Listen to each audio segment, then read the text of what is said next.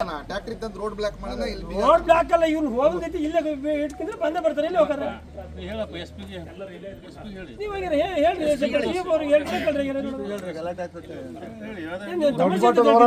ರೈತಪರ ಹೋರಾಟಕ್ಕೆ ಬೇಕೇ ಬೇಕು, ಬೇಕೇ ಬೇಕು, ಬೇಕೇ ಬೇಕು. ಅಯ್ಯಯ್ಯೋ ಅಯ್ಯಯ್ಯೋ, ಬೇಕೇ ಬೇಕು, ಬೇಕೇ ಬೇಕು.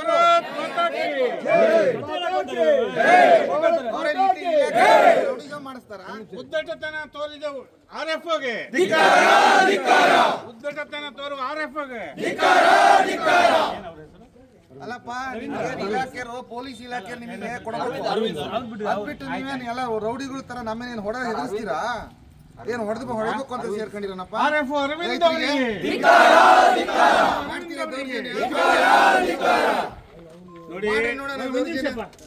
ನೋಡಿ, RFOಗೆ ಇಲ್ಲಿ ಭಯ ಇದ್ರೆ, ರಕ್ಷಣೆ ಬೇಕಂದ್ರೆ ಪೊಲೀಸ್ ಬರ್ಬೇಕು. ಅವರು ತಮ್ಮ ಮೇಲಾಧಿಕಾರಿ ತಿಳಿಸ್ಬೇಕು. ಮೇಲಾಧಿಕಾರಿ ಪೊಲೀಸ್ ಇಲಾಖೆ ತಿಳಿಸ್ಬೇಕು. ನಾವು ಪೊಲೀಸ್ ಇಲಾಖೆ ನಮ್ಮ ಕಡೆಯಿಂದ ತಿಳಿಸಿದ್ದೇವೆ, ಇವರಿಗೂ ತಿಳಿಸಿದ್ದೇವೆ. ಇವರು ತಮ್ಮ ರಕ್ಷಣೆ ಬೇಕಂದ್ರೆ SP ಹೇಳಬೇಕು.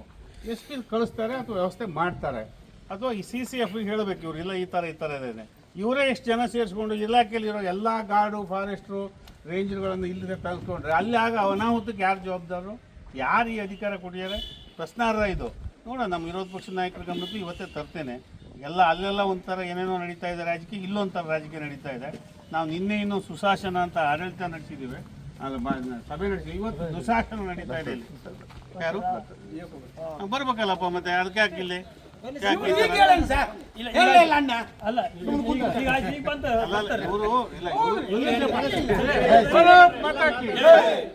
ಕಾರ್ಗಲ್ ಹೆಡ್ ಆಫೀಸ್, ಕಾರ್ಗಲ್ನಿಂದ ಬಂದಿದ್ದಾರೆ.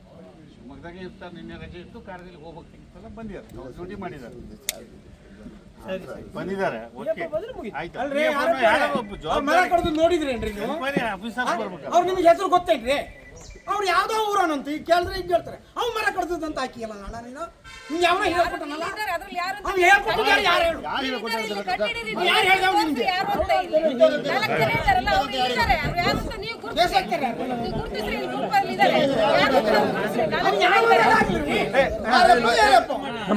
ಬೇಕಲ್ಲ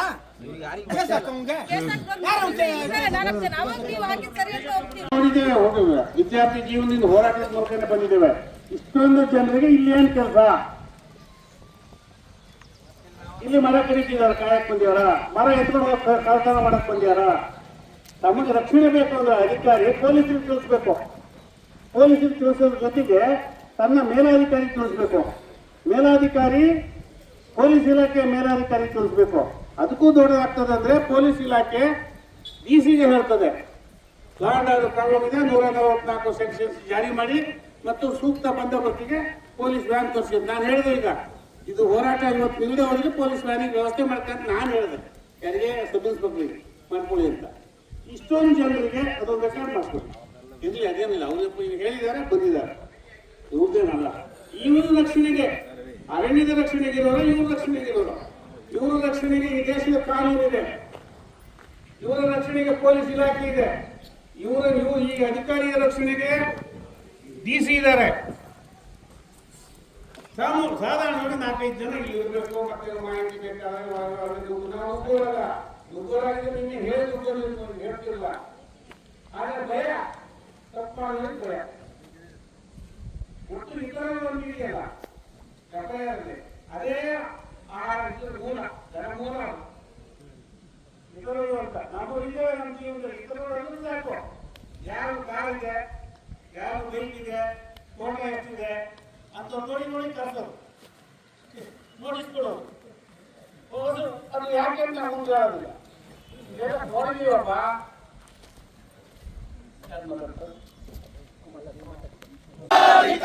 ರೈತರನ್ನು ಬಲಿ ಪಡೆಯುತ್ತಿರುವ ಭ್ರಷ್ಟ ಸರ್ಕಾರಕ್ಕೆ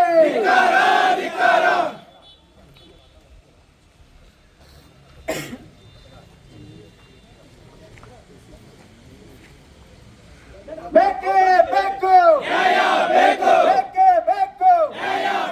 ಎಲ್ಲಿಯವರೆಗೆ ಹೋರಾಟ,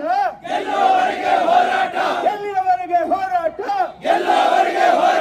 ನಾಯಕ ರೈತ ಪಡೆಯುತ್ತಿರುವ ಕಾಂಗ್ರೆಸ್ ಸರ್ಕಾರಕ್ಕೆ, ಅಮಾಯಕರ ಮೇಲೆ ಕೇಸು ದಾಖಲಿಸುತ್ತಿರುವ ಭ್ರಷ್ಟ ಸರ್ಕಾರಕ್ಕೆ, ರಾಜಕಾರಣಿಗಳ ಕೈಗೊಂಬೆಯಾಗಿ ದೂರು ದಾಖಲಿಸುತ್ತಿರುವ ಅಧಿಕಾರಿಗಳಿಗೆ ಬೇಕೇ ಬೇಕು, ಬೇಕೇ ಬೇಕು. ನಾಗರತ್ನಮ್ಮರ್ ಅವರು ತಮ್ಮ ಮಾತನ್ನು ಮುಂದುವರಿಸ್ತಾರೆ. ಈ ವಿಭಾಗದ ಸನ್ಮಾನ್ಯ ಐಎಫ್ಎಸ್ ಅಧಿಕಾರಿಗಳು ಅತ್ಯಂತ ಮುಕ್ತವಾದಂತಹ ವಾತಾವರಣದಲ್ಲಿ ನಮ್ಮೆಲ್ಲರ ನಾಯಕರಾದಂತಹ ಹರತಾಳ್ ಹಾಲಪ್ಪನವರು, ಕುಮಾರಸ್ವಾಮಿ ಅವರು, ಸುರೇಶ್ ಸ್ವಾಮಿರವರು, ವೀರೇಶ್ ರವರು, ರತ್ನಾಕರ್ ಅವರ ಸಮಕ್ಷಮದಲ್ಲಿ ಜನಪರವಾದಂತಹ ಚರ್ಚೆಗಳನ್ನು ಮಾಡಿ ಒಂದು ನಿರ್ಣಯಕ್ಕೆ ನಮ್ಮ ನಾಯಕರು ಮತ್ತು ಅಧಿಕಾರಿಗಳು ಬಂದಿದ್ದಾರೆ. ಮೊದಲನೇದಾಗಿ ಜಿಲ್ಲೆಯ ಉನ್ನತ ಅಧಿಕಾರಿಗಳು ಹೋರಾಟಕ್ಕೆ ಸ್ಪಂದಿಸಿ ರೈತರ ಮಾತನ್ನ ಆಲಿಸಬೇಕು ಅಂತ ಹೇಳಿ ಈ ಸ್ಥಳಕ್ಕೆ ಆಗಮಿಸಿದ್ದಕ್ಕೆ ಅವರಿಗೆ ಹೃತ್ಪೂರ್ವಕವಾದಂತಹ ಸ್ವಾಗತವನ್ನು ತಮ್ಮೆಲ್ಲರ ಪರವಾಗಿ ಬಯಸ್ತೇವೆ. ನಮ್ಮ ನಾಯಕರುಗಳು ಮತ್ತು ಅಧಿಕಾರಿಗಳ ಮಧ್ಯೆ ಮಾತುಕತೆಗಳು ನಡೆದಿದೆ. ಒಂದು ಒಳ್ಳೆಯ ನಿರ್ಣಯವನ್ನ ಜನಪರವಾಗಿ ರೈತರ ಪರವಾಗಿ ಅವ್ರು ನೀಡ್ತಾ ಇದ್ದಾರೆ. ಅವ್ರ ಬಾಯಿನಲ್ಲೇನೆ ನಿರ್ಣಯವನ್ನು ಕೇಳೋಣ. ಉದ್ದೇಶ ರೈತರಿಗೆ, ನಾಗರಿಕರಿಗೆ ತೊಂದರೆ ಆಗ್ಬೇಕು ಅನ್ನೋದು ಅವರಲ್ಲೂ ಕೂಡ ಇಲ್ಲ. ಒಂದು ಅರ್ಥಪೂರ್ಣವಾದಂತಹ ಮಾತುಕತೆಯ ನಿರ್ಣಯವನ್ನ ಮಾನ್ಯ ಅಧಿಕಾರಿಗಳು ನೀಡ್ತಾರೆ. ಸಂಯಮದಿಂದ ನಾವು ಆಲಿಸೋಣ, ವ್ಯವಸ್ಥೆಯನ್ನು ಗೌರವಿಸೋಣ. ಪರಿಸರ, ಅರಣ್ಯ ಉಳಿಸ್ಲಿಕ್ಕೆ ರೈತರದ್ದು, ಜನರದ್ದು, ನಾಗರಿಕರದ್ದು ಕೊಡುಗೆ ಇದೆ. ಅವ್ರ ಜೊತೆಗೆ ಸಹಕರಿಸೋಣ. ಅದರ ಜೊತೆಗೆ ಜನರಿಗೂ ಕೂಡ ಬದುಕಲಿಕ್ಕೆ ಬೇಕಾದಂತ ಒಳ್ಳೆ ವಾತಾವರಣ ಬೇಕು. ಇದಕ್ಕೆ ಸಂಬಂಧಪಟ್ಟಂತ ನಿರ್ಣಯವನ್ನು ಅವರು ನೀಡಬೇಕು ಅಂತಕ್ಕಂಥ ವಿನಂತಿಯನ್ನ ಈ ಮುಖ. ಎಲ್ರಿಗೂ ನಮಸ್ಕಾರ.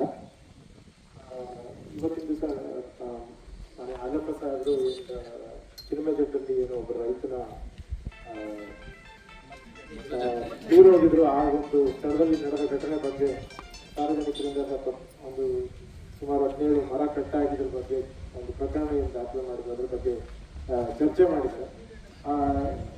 ಚರ್ಚೆ ಅನುಸಾರ ಏನು ಅವತ್ತಿನ ದಿವಸ ಘಟನೆ ನಡೆದಿದೆ, ಅದ್ರ ಮೇಲೆ ನಾವು ಪ್ರಕರಣ ದಾಖಲಿಸ್ತೀವಿ. ಆ ಪ್ರಕರಣ ನಾವು ಕೂಲಂಕಷವಾಗಿ ಪರಿಶೀಲನೆ ಮಾಡಿ ಕಾನೂನು ಪ್ರಕಾರ ಏನಿದೆ ಅದ್ರ ಪ್ರಕಾರ ನಾವು ಕೇಸನ್ನು ಮುಗಿಸೋದಕ್ಕೆ ಒಂದು ನಾವು ನಿರ್ಣಯಕ್ಕೆ ಬಂದಿದ್ದೀವಿ. ಸೊ ಅದಕ್ಕೆ ತಾವೆಲ್ಲರೂ ಈ ಒಂದು ಧರಣಿನ ಮುಗಿಸ್ಬೇಕಂತ ನಾನು ನಮ್ಮೆಲ್ಲರನ್ನ ಉದ್ದೇಶಿಸಿ ಈ ಹೋರಾಟದ ನೇತೃತ್ವವನ್ನು ವಹಿಸಿರ್ತಕ್ಕಂಥ